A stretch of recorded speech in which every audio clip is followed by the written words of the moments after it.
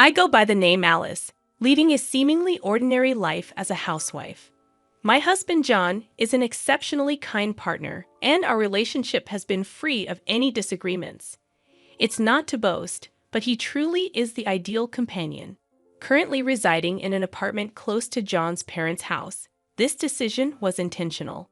With both my parents no longer with us, we wanted to be nearby in case of the birth of our child or any unforeseen issues.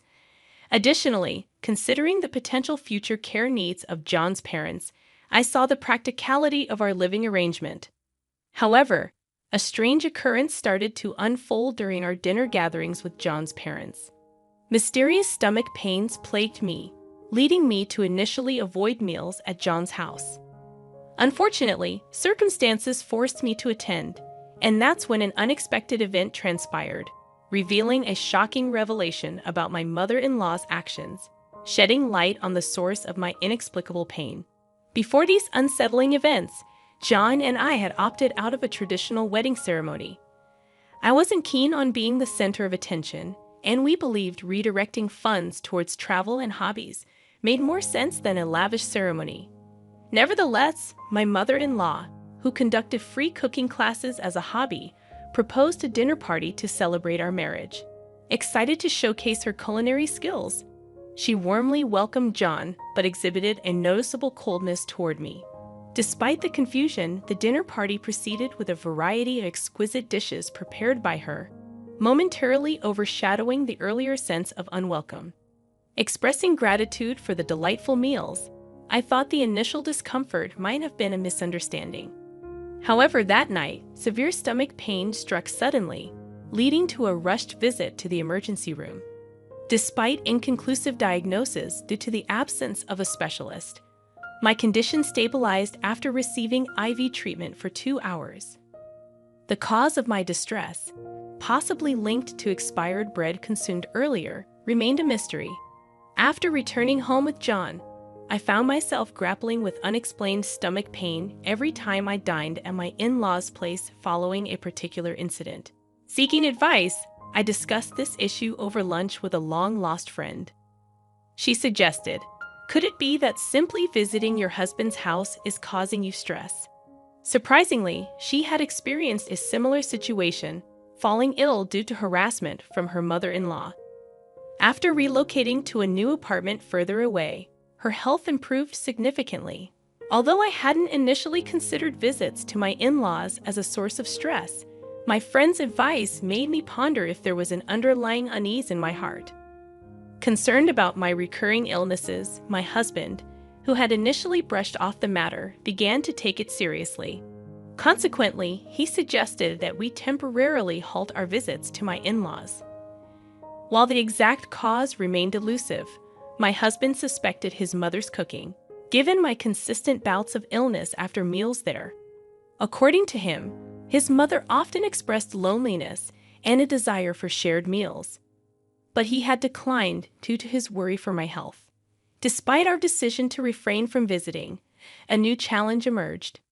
My brother-in-law was scheduled to visit our parents for his wedding greetings, and a family dinner was arranged. Reluctantly, my husband explained, I can't decline this time, as my brother is going to our parents' place. We're expected to participate in the dinner meeting with the entire family. Despite my inclination to avoid a direct encounter with my mother-in-law, I couldn't neglect the familial obligation tied to my brother-in-law and his wife. Deciding to participate in the family dinner, little did anyone anticipate the ensuing commotion it would cause. Despite my husband's concern for my health, he advised me, Alice, you don't have to eat the meals today. As we arrived at the dinner meeting, my mother-in-law greeted us with her usual warm smile, particularly directed at my husband. However, I couldn't help but sense an even colder attitude towards me compared to before. Upon entering the room, my brother-in-law and his wife were engaged in a pleasant conversation with my father-in-law. My mother-in-law's homemade dishes were beautifully presented on the table, emitting an enticing aroma that stirred my appetite. The mystery persisted. Why did I fall ill after consuming these seemingly delicious meals? No matter how I pondered, the reason eluded me. Seated at the table, my mother-in-law promptly urged me to start eating. Swiftly, my husband intervened, stating that I wasn't feeling well. However, she seemed to dismiss my condition as a minor issue, offering me a dish with a wordless smile, almost challenging me to eat. Feeling at a loss for words, my brother-in-law came to my defense, expressing gratitude for my presence despite my illness. He suggested it was sufficient to exchange greetings and encouraged me to go home and rest if needed. Informed in advance by my husband, he and his wife stood by my side. Ignoring their son's words, my mother-in-law insisted on packaging the dish in a Tupperware for me to try later. Wondering why she was so insistent on my eating, I nodded to avoid upsetting her. As she went to the kitchen to fetch the Tupperware, a loud clatter interrupted the scene. All eyes turned to my father-in-law, who was clutching his stomach in pain despite not having started his meal. In a panic, my mother-in-law asked what happened, and he, in agony, replied, "My stomach hurts so much I can't bear it." The cause of his suffering remained unclear, adding another layer of tension to the already tumultuous dinner. I had only taken a few nibbles from the kitchen before the gathering, and suddenly my father-in-law collapsed weakly. Disbelief struck me as my mother-in-law, panicked, exclaimed, "You must be joking. That was something I made to feed Alice." "Wait, this is not the time to think about that. Call an ambulance." Without hesitation, she dialed for an ambulance and rushed to the hospital with my father-in-law. We all stood frozen, staring, processing the unexpected turn of events. However, her earlier words lingered in my mind, the revelation that what my father-in-law had snacked on was intended for me.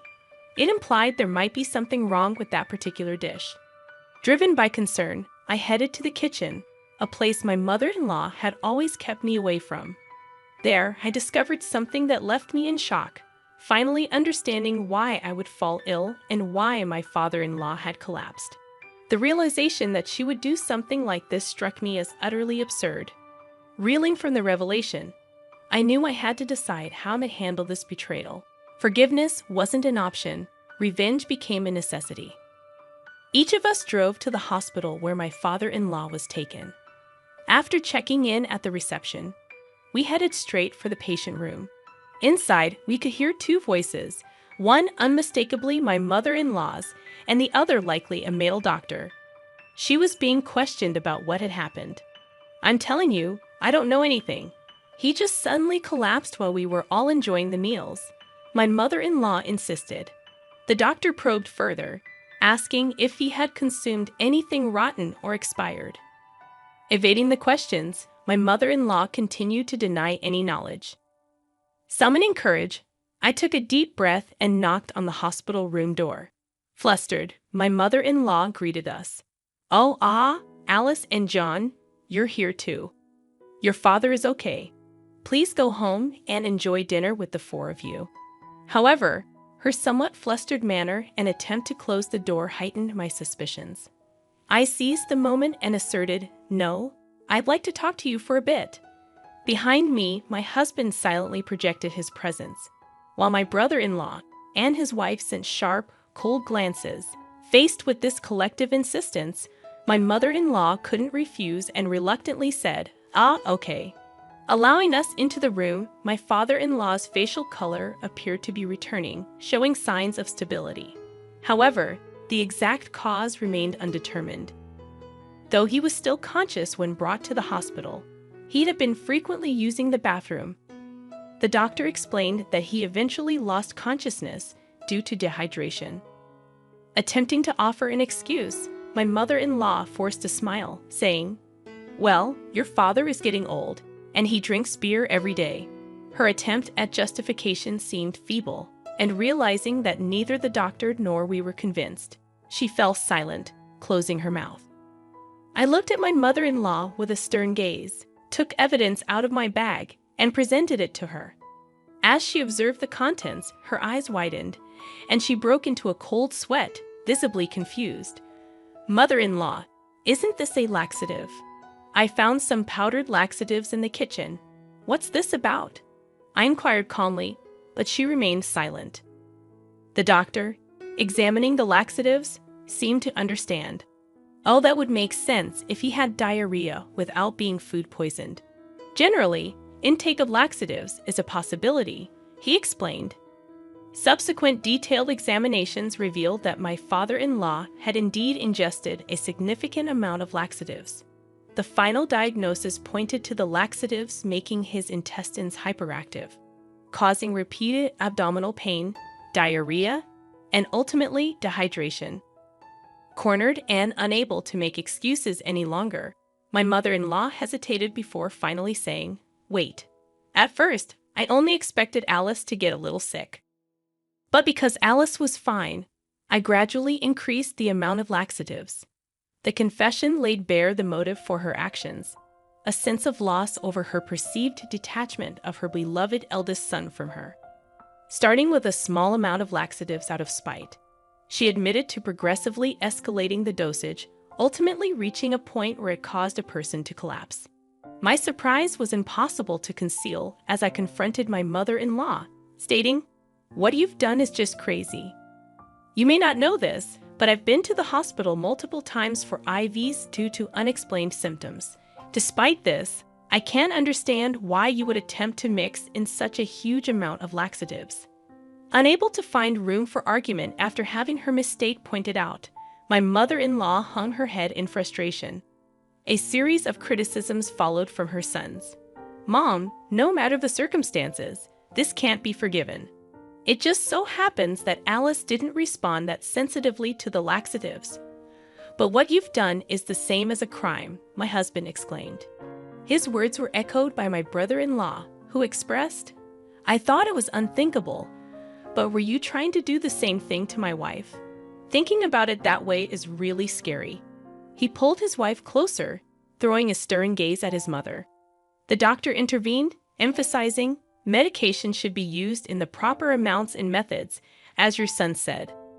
Luckily, your daughter-in-law's symptoms were mild, but your husband had no resistance to laxatives, thus resulting in this severe reaction."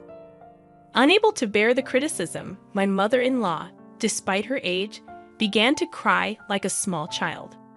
From the bed, a voice was heard, my father-in-law, who had regained consciousness. He exclaimed, "How could you do such a terrible thing?" Crying, my mother-in-law grasped his hand, apologizing, "I'm sorry. I didn't mean to hurt you." However, he forcefully shook off her hand. Frozen in place, shocked by the unfolding events, my mother-in-law witnessed my father-in-law letting out a deep sigh. He continued, "Even if you didn't intend to hurt me, it's a fact that you've caused Alice to suffer a lot. That's not right. It's a shameful act as a human being." In response to his words, my mother-in-law begged for forgiveness, clinging to him. She turned to me, apologizing for her actions and pledging never to repeat such behavior. Seeking my forgiveness, she expressed hope that my husband and the boys would also be convinced. Witnessing this emotional scene, I found myself torn between the desire for retribution and the possibility of forgiveness. I cynically thought it must be a performance, and she wasn't genuinely remorseful about what she had done to me, so I smirked. "Ah, what are you talking about? I'm not even considering forgiving you now after all I've been through," I asserted. In solidarity, my husband stood beside me and added, "Mother, stay away from Alice. I can no longer think of someone who hurt my beloved wife as family." The declaration stunned my mother-in-law, causing her to collapse to her knees, rejected as family by her own son. Observing the scene, my brother-in-law nodded and stated firmly, "I can't imagine living with someone who could potentially harm my wife. I have no intention of you being my family anymore." His words echoed a unanimous sentiment against her. As my mother-in-law continued to beg for forgiveness, broken down in tears, no one uttered a word. Everyone simply looked down at her, realizing that her selfish jealousy had caused this situation. Desperate for support, she turned to my father-in-law, seemingly forgetting he had already rejected her. Sobbing, she implored, "What about you? You won't abandon me, your wife, will you?" However, my father-in-law retorted, "What of it? I can't stay with someone who commits such inhumane acts anymore. I want a divorce." Crushed by his words, My mother-in-law was left devastated. Agreeing with my husband's suggestion to let my father-in-law rest, we bid farewell to him and exited the hospital room. While waiting for my husband to retrieve the car at the entrance, my mother-in-law, panting, suddenly ran towards us. "Begging you, Alice, please forgive me," she pleaded. Looking at her tear-streaked and snotty face, I responded, "I have no reason to risk my life to be with you, mother-in-law. If I forgive you now, I don't think it will truly be for your benefit." I responded coldly to my mother-in-law, and just as I finished speaking, my husband arrived in the car. We got in, and through the window, I told my mother-in-law, "This is goodbye. We will likely never meet again. Take care." Her response to my cold words was silence. She watched us leave, her hand brushing against her sleeve, murmuring something as if in prayer while looking up at the sky. True to my father-in-law's declaration, he divorced and moved out. In the aftermath, my husband and brother-in-law severed ties with their mother. Previously, my father-in-law had been the leaseholder and paid the rent for the apartment. However, since he left after the divorce, I had to start paying the rent myself. My mother-in-law, having been a housewife all her life, struggled to figure out how to earn a living. Despite trying to make ends meet with the money she received from the property division in the divorce, it quickly ran out. Attempts to charge for her cooking classes and outreach for various work opportunities failed, with the news of the incident spreading and leaving her with no students. Consequently, she couldn't pay the rent, was evicted from her home, and only then did she grasp the harshness of reality. Now homeless, my mother-in-law began looking for work, facing the difficulties of life without a place to live. This, as people say, is karma. Shortly after being released from my unexplained illness, I found out that I was pregnant. My husband and father-in-law, despite the divorce, remained in contact. Upon hearing about my pregnancy, my father-in-law was overjoyed, even more so than we were. He had already prepared a stroller and car seat for us, a gesture that truly felt like a blessing. Discovering a playful side to my previously silent father-in-law, I am filled with joy as a family member. What's more, my brother-in-law and his wife had twins, unexpectedly expanding our family. Our lives became more lively, and I am genuinely looking forward to our new life with our new family members and the fresh days ahead.